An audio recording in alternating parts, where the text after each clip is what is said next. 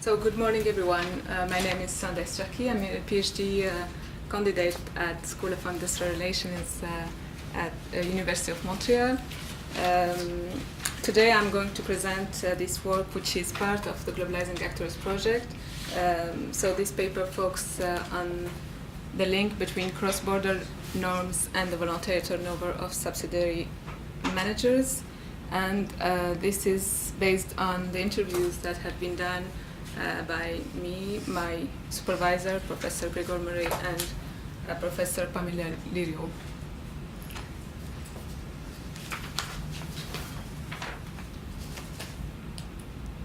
So we all know that multinational companies are operating in a very unstable environment, characterized by intense global competition, fast-changing markets, and evolutionary technology.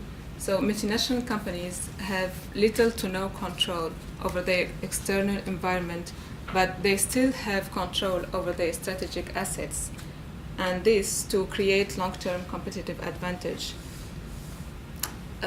Human capital is a key strategic asset, and managing effectively and efficiently those human capital is becoming an important strategic advantage for multinational companies. Those multinational companies are facing two challenges. The first one, multinational companies have to put in place cross-border employment practices, and to link to the other presentation, because they have to, they must build capability internationally whilst overcoming the distinct challenge of operating across multiple national environments. The second challenge is multinational companies need to attract and retain their best employees. In fact, key human resources are extremely crucial. They represent resources that are unique, intangible, and non-replicated in every organization. So subsidiary senior managers are at the heart of these unique, intangible, and non-replicated resources, because they create bridges between the headquarters and the subsidiaries. So they are playing a spanning role in this organization. And also, given the current context of global competition, the replacement of these employees is difficult and very costly for the organization. So these two requirements of standardizing international employment practices and the ongoing struggle against the voluntary turnover of employees and managers are two new realities faced by multinational companies, yet the link between them has never been studied. So the aim of this study is to explore this link, and we asked the following question: how cross-border employment practices are related to the voluntary turnover of subsidiary senior managers? So the literature about employees turnover is huge. By turnover, we mean the rotation of workers around the labor market between firms, jobs, and occupations, and between the states of employment and unemployment. In terms of consequences, turnover is one of the most significant causes of declining in productivity, decreases in innovation, and it's also very costly for organization. In terms of what are the factors that cause turnover, the literature identifies two main factors: job-related factors and organizational factors. One important construct that conceptualizes individual sense of attachment to the organization is the organizational identification, which have been defined as the degree to which a member defines him or herself by the same attributes that he or her or she believes define the organization. Sorry for this. So the organizational identification relates the turnover as an individual phenomena to wider organizational context. And given the concept's empirical link to turnover, it serves as an underlying conceptual lens for this study. So we said the first proposition, organizational identification relates cross-border norm making to the voluntary turnover of subsidiary senior managers.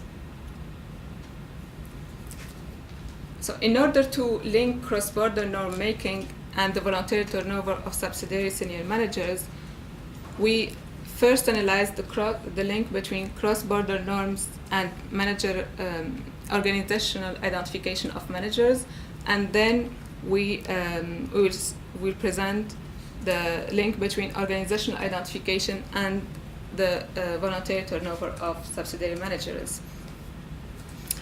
As Gupta and colleagues stated, multinational companies exist because of their ability to transfer and exploit knowledge more effectively and efficiently in the intra-corporate context than through external market mechanisms.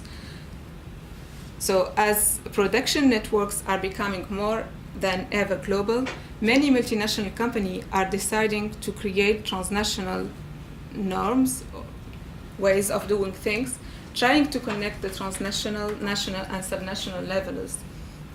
So cross-border norm making is a three-step process. Those norms start by emerging from the creation of ideas. Then those ideas have to be disseminated across the multinational company, and finally they have to be implemented in units, division, and workplaces.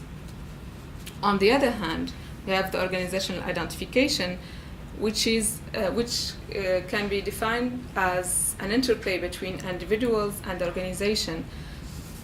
The organizations use sense-breaking and sense-giving to strip away individuals' old identity and establish new ones.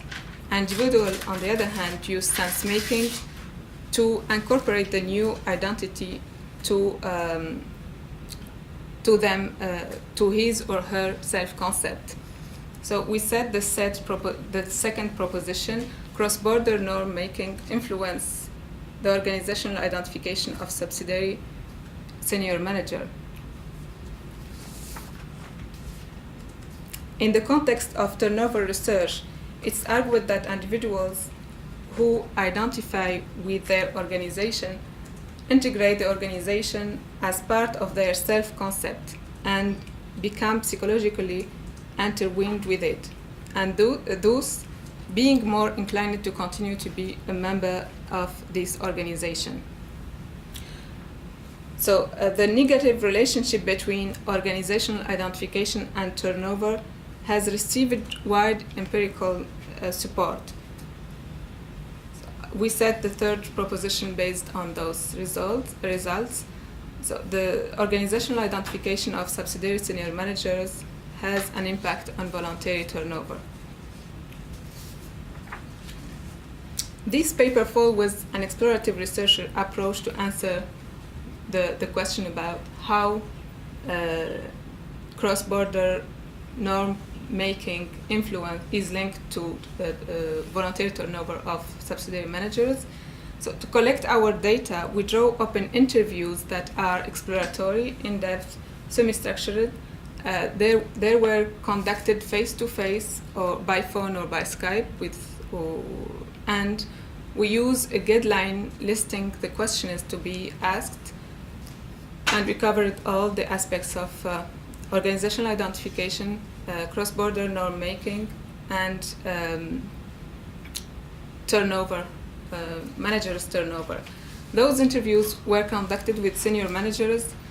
Those managers were operating at the level at the subsidiaries of multinational company that have put in place a cross-border norm making process during the last 12 months. And those managers occupy different positions. We also use document analysis, press releases, and internal documents to triangulate our data. So we analyzed 15 in-depth interviews lasting between 45 minutes and 3 hours, with the median of 1.5 hours. All the interviews were transcribed, coded, and analyzed. and we use content analyzed as a method. The codes are based on the literature and also on our interpretation of interviews.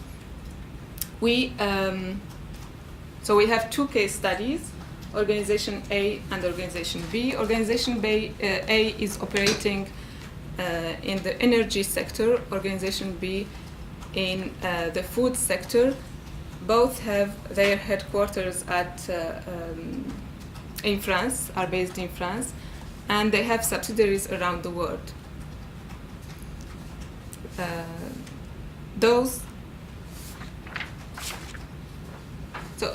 Also, both these two companies are implementing cross-cutting projects on topics relating to the company business lines and its social and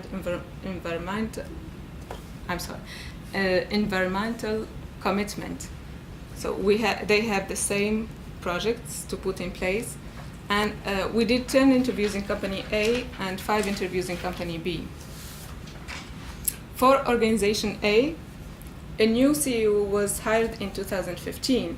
This CEO has a new vision for the organization and decided to restructure it based on business units and not. So he put in place cross-border employment practices that are related to recruitment, mobility, talent management, performance management, and compensation. The aim of this project or this new cross-border norms was to put in place a shared framework using a common language. Actors involved in this process were very diversified. At the level of creation, only headquarter managers were part of this norm creation. Business unit managers participate to the dissemination and implementation of those norms, but subsidiary managers didn't participate to the creation and dissemination. They only participate to the implementation of these practices. As a result, we have six senior managers at the subsidiary level who decide to quit the organization.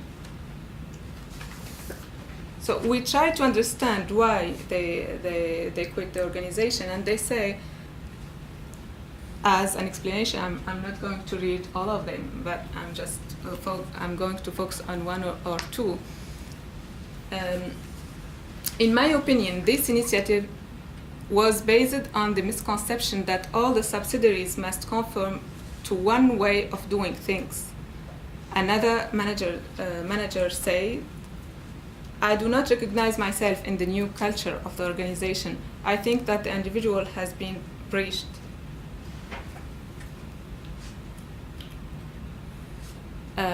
Another manager say, they did not ask for my advice on whether they should introduce certain work regulation. The new organizational structure and the new ways of doing things all was decided by peers. Finally, another manager said, my new employer approves all of the decisions, so everyone in his management committee has been dubbed as a yes man. Me, I'm not a yes man. It's for this reason that I quit. So this is the Organization A. Organization B. Organizational B was a little bit different. So the second example, which is Organizational B, didn't experience a change at the level of the CEO, but they decided also to put in place cross-border norms, and those norms set out their management objectives, define their current managerial practices, and pave the way for the practices of tomorrow. This is what one manager said to us. So the aim of these cross-border norms was to provide managers with common points of reference. When we try to analyze which actors were involved in this process, we found that all managers at different levels, headquarter, business, and subsidiary, did participate to the creation, dissemination, and implementation of these cross-border norms.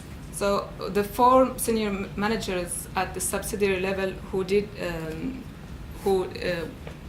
whom we did the interviews didn't leave the organization. And we also asked them how they feel. So I'm going to read one of them. I was involved. I worked with the multinational team to elaborate an international standard of principles that guide us to set employment practices, policies and practices. Another manager said, "These international norming projects make me feel that here in this organization, I'm in the right place." So we present this framework to trying to link the cross-border norm-making process to voluntary turnover of subsidiary managers. We have different levels. So organizational level, at the organizational level, we have this cross-border norm-making process. By the creation, dissemination, and implementation, the organization participate to the process of identity construction, and this by 2 elements. The first one is sense breaking, like the new norm come to break the old norm and to say that this is the old way of doing things is not working anymore. So we are going to put in place a new way of doing things.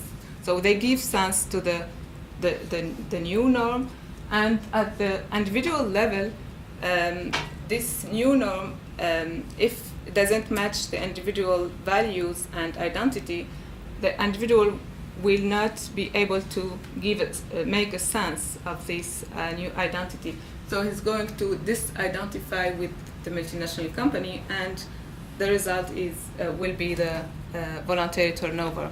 But if the new norm matches the values and the identity of the individual, we will have the identification with the multinational company, and the rotation, and subsidiary managers will be retained.